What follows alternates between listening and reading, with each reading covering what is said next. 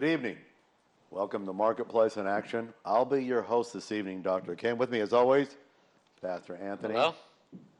And today we've got quite the program for you. I want to start off with this. We're going to talk about relationships. I was talking to Dr. Rivers, by the way, which is on next. We talked about relationships. Who are we involved in? Who speaks into us? Who influences us? It says greatness isn't a factor of companions, but rather the result of inner nobility, which is proactively cultured in secret where nobody is watching. Small people are defined by the fact that they're comparing themselves with themselves.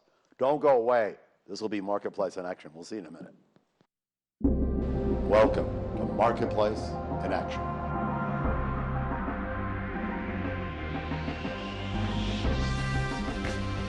Giving you hope for your calling purposes. Breaking down the Word to uncover the promises that God has for your life. Building your faith to claim those promises.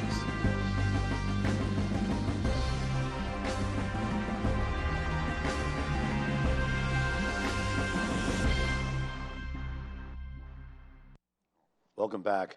We're talking about relationships, who influences us, which ultimately puts us into a lower position than the sides of the crowd. Most of us aren't aware of our best friends, maybe complainers, maybe grumblers, maybe victims that's interfering with our expectations. They're derailing our destiny. Pastor, I'll start with you, since you and I are the only two on this week. Yes, sir. Remember, Jesus said, lovingly the unloved is required for anyone who follows him. Matthew 5:49 through 48, we all know that. But yet, let who influences us determines much of our life's ultimate destination. Wouldn't you agree?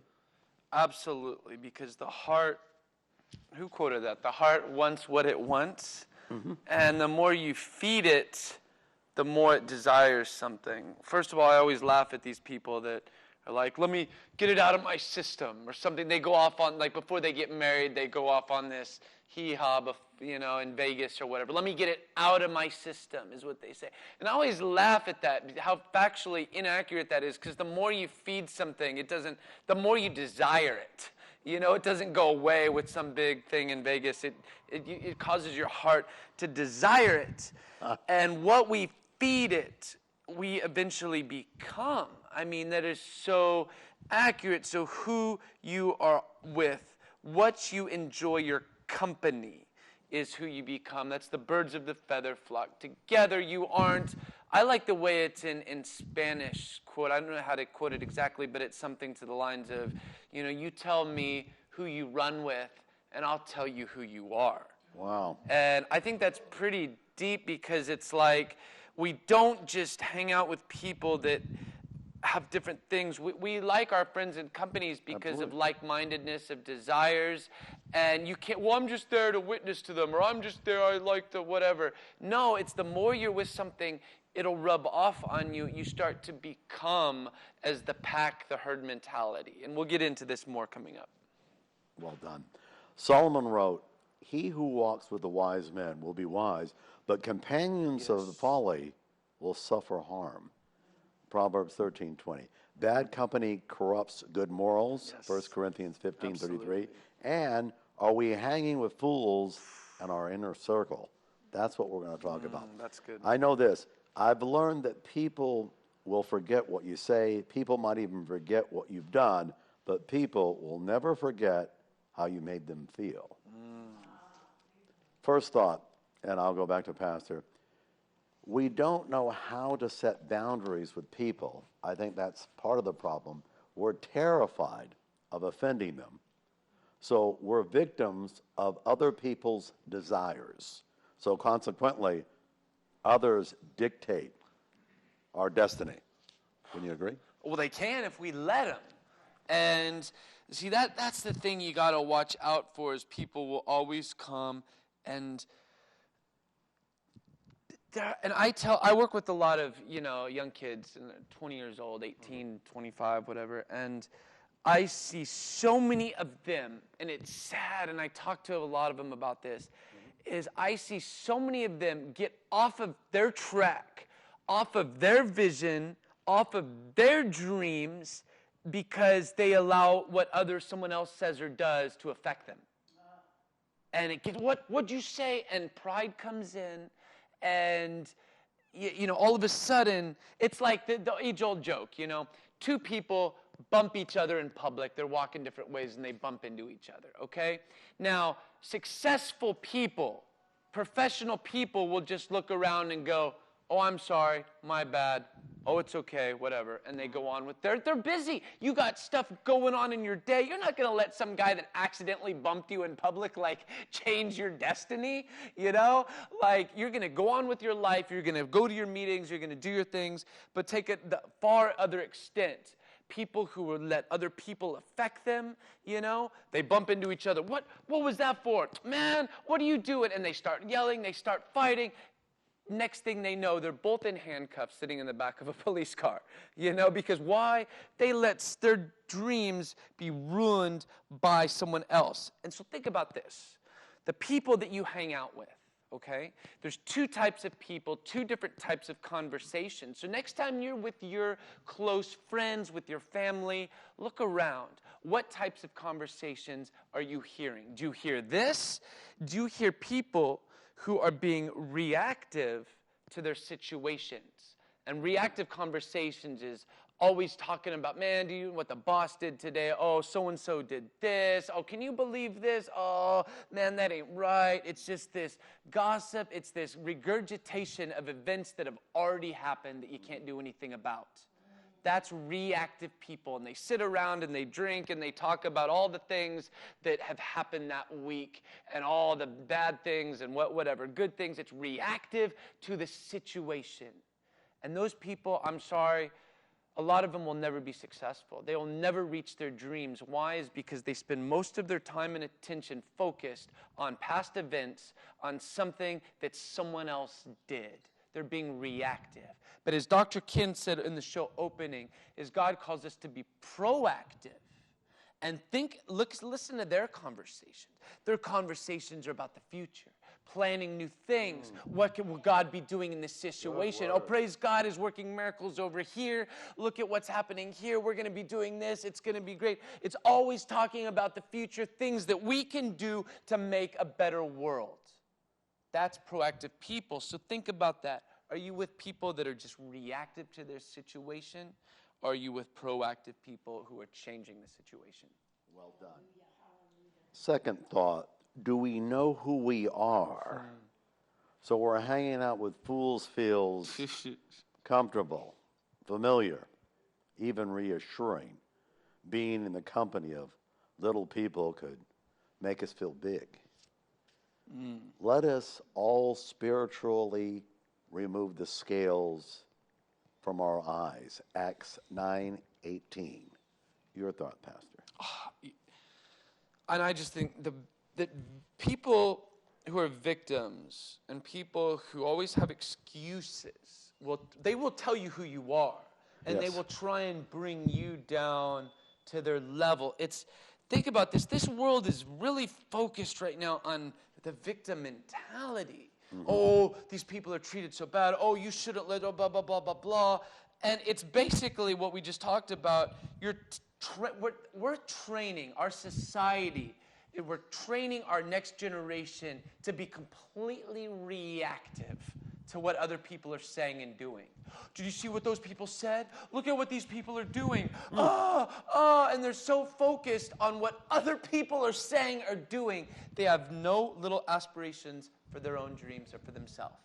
You tell me this isn't the enemy trying to get everyone away from their dreams just to be reactive to situations? Because when people are in reactive modes, when people are victim modes, they will never accomplish anything because they always have an excuse for why the things didn't work out for them. Do you hear what I said? They will always have an excuse. If you have friends that are victims, if you're acting like this too, I've been guilty of it. We all have been guilty of it because it feels good. We get treated bad, our pride gets in the way, and we say, well, they shouldn't do that. And we're focused on someone else and what someone else is doing. We have an excuse. Well, I didn't make it. I'm not successful because that person shouldn't have done that, blah, blah, blah. We always have this little chip on our shoulder. We always have this little excuse for why we never did it. Victims will make excuses for why they failed. And those aren't proactive people. Those are reactive people. And if you're hanging around that, they will always make excuses for what they're doing, and then they'll start to make excuses for you. And they'll tell you that you're a victim and that you need to make excuses, and then they train other people to breed and do nothing. That's not what God has called us to. Enough is yours. God says, pick up your cross and die daily. Where is that about? Well, you're a victim, feel sorry for yourself. It's not in there. It's like, yeah, you're a victim, get over it.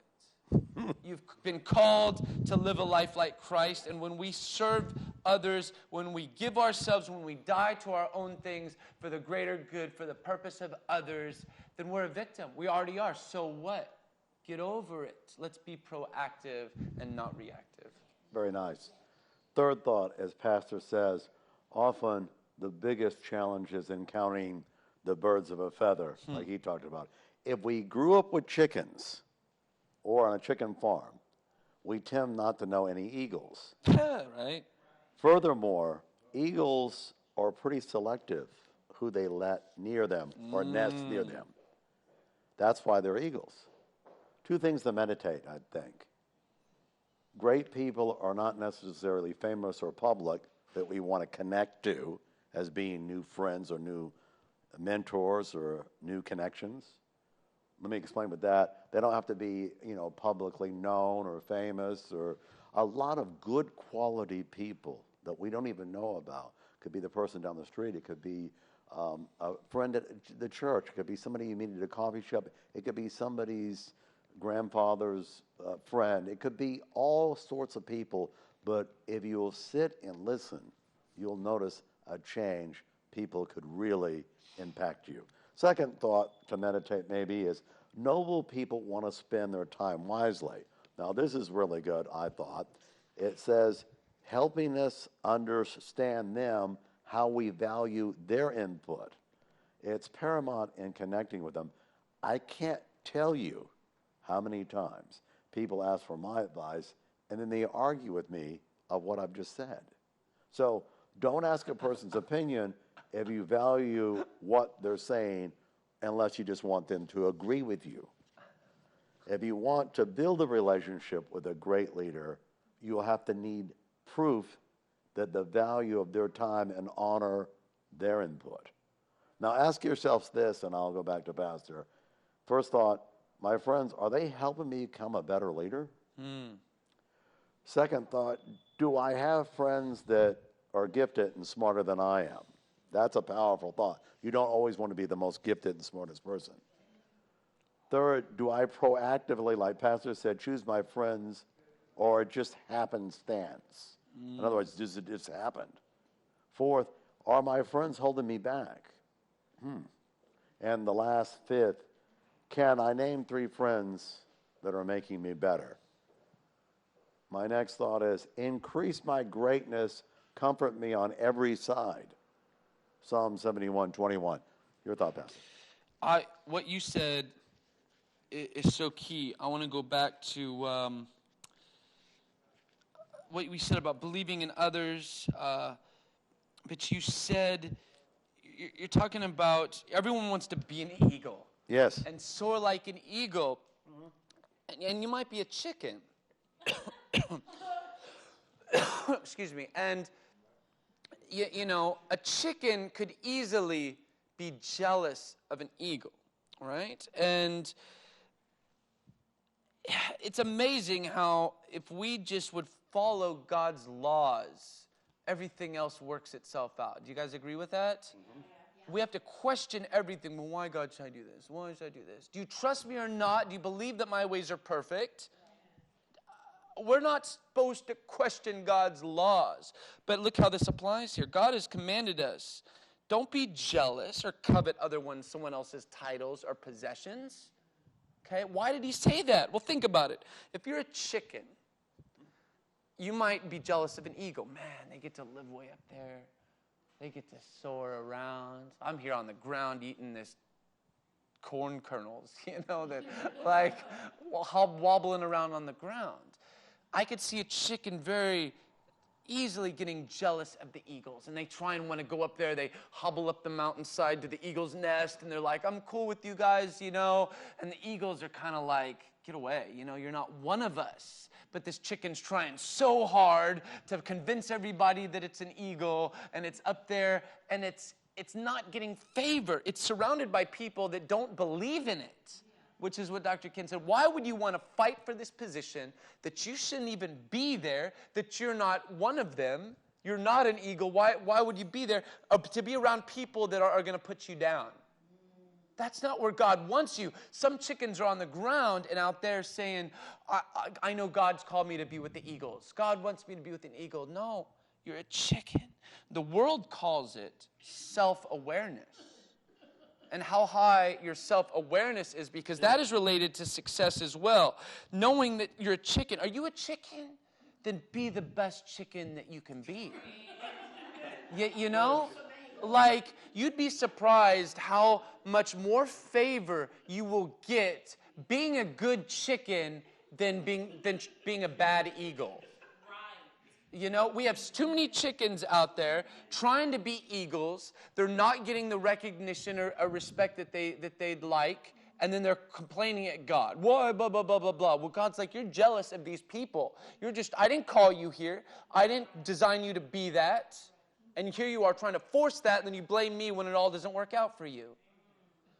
Be the best chicken you could be. Don't be jealous of the eagles, because that'll win you favor. If you're an awesome chicken, the other chickens will be like, man, that's a pretty good chicken right there. It's doing a good job. You'll start to get recognition amongst the chickens, and then the pigs and the sheep will start to look around and be like, that's a pretty good chicken. The other chickens respect that chicken. Know yourself. Know your calling. Know your self-awareness. And that's all based, if you're like, I don't know who I am, then it's easy. Just don't be jealous of what other people have and their titles. God has called you to be something. Be the best you can be. Very good. The Lord is fighting for you. Let me close with this. So be still. Exodus 14:14. I want to say this. Today's the 12th month, 4th day, 17th year. What this means to us is 12 is rulership or authority. I believe this month God is showing you training for the new season, the new authority that you have. Now, 4 is an earthly realm, what our walk is. Are we walking with God close enough? Do we hear what he's saying? It's our way of life. What are we doing in our life? Are we in business? Are we working for somebody? Or are we believing for a job? Or what are we doing? But the key is creative works. That's what 4 really means. So if we're creating our way out of our situation, if we're believing we're going to be ruling and reigning with authority, it's time to start creatively speaking and walking out our destiny. Because 17th promises victory. This month is our victory. Acts 7:22, Moses was learned in all the wisdom of the Egyptians and was mighty in words and deeds. He couldn't speak per se himself. It was what God spoke through him. So some people say, I'm too old. Well, look at Moses. He was 80 when he started. He tried to do it at 40, but he was 80. Here's another thought. Well, I'm young. How do I know I'm beginning? Just like Stephen. He was mighty in words and deeds. Very, very young, started young, but started strong and finished fast. Here's my thought. Psalms 105:19, until the time that his word came to pass, the word tested him. All of us have gotten prophetic words this year. It's towards the end of the year. Where are they? What's happening to them?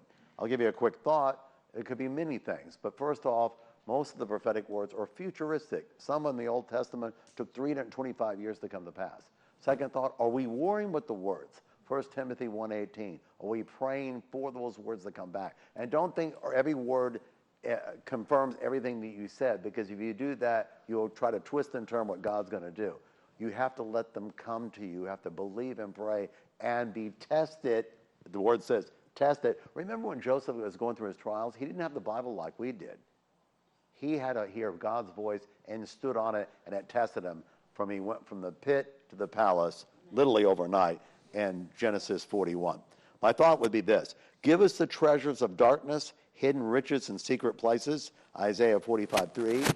And the last thought I would have before I have pastors going to bless us with a special song to inspire us for this holiday season is, let us understand the deep thoughts, your deep thoughts. In other words, I'm believing this year for all of us, before the end of the year, Psalms 92:5, that God is going to give us a special thought, his deep thoughts. We're going to know his deep thoughts. Because let my faith grow exceedingly, 2 Thessalonians 1:3. And the last, he told Joshua to engage the enemy. Deuteronomy 2:24, we have to engage him. We have to learn how to fight. God was a man of war. That's in Exodus 15:3. So he trained David out of war. Psalms 144:1. I'm telling you, God is training us to war. Our new year's coming up. It's our time. It's our season. I wanted to bring Pastor Robert on. He's the greatest evangelist I know. He speaks with a powerful word of authority. Let him come on. Go through it. Doesn't matter. And when Pastor comes on, I want you to hear the words. He wrote this himself. He doesn't write down any songs. He does all the music himself. Just a powerful man of God. But listen to those words, what he's speaking, and we'll see you next week in Marketplace in Action. Go ahead, Pastor. Take it away.